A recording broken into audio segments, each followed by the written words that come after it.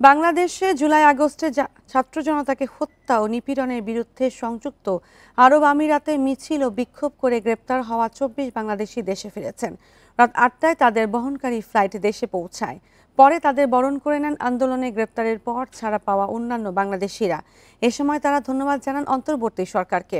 বলেন, এখনও অনেক প্রবাসী বিক্ষোভের ঘটনায় হয়রানির শিকার হচ্ছে। দেশে ফেরা প্রবাসীদের পুনর্বাসন ও এককালীন আর্থিক সহায়তারও দাবি জানান তারা। এর আগে গ্রেপ্তার হওয়া আরও ৭৫ প্রবাসীকে গেল ২৯ নভেম্বর ক্ষমা ঘোষণা করে আমিরাত সরকার। তাদের মধ্যে ২৪ জন ফিরল আজ। আগামী কয়েকদিনের মধ্যে ফিরবে বাকিরাও। এ নিয়ে মোট ১৮৮ জনকে মুক্তি দিল দেশটি।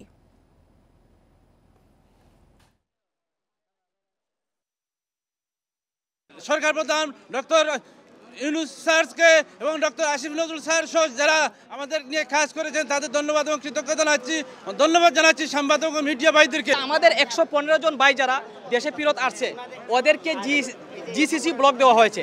আমরা সরকারের প্রতি আমাদের দাবি রাখবো যাতে জিসিসি ব্লক উঠানো হয়। গ্রেপ্তার করা হয়েছে, তাদের অর্থ সম্পদ খুব কম, তাদের জন্য একটা কিছু করার জন্য আহ্বান জানাচ্ছি।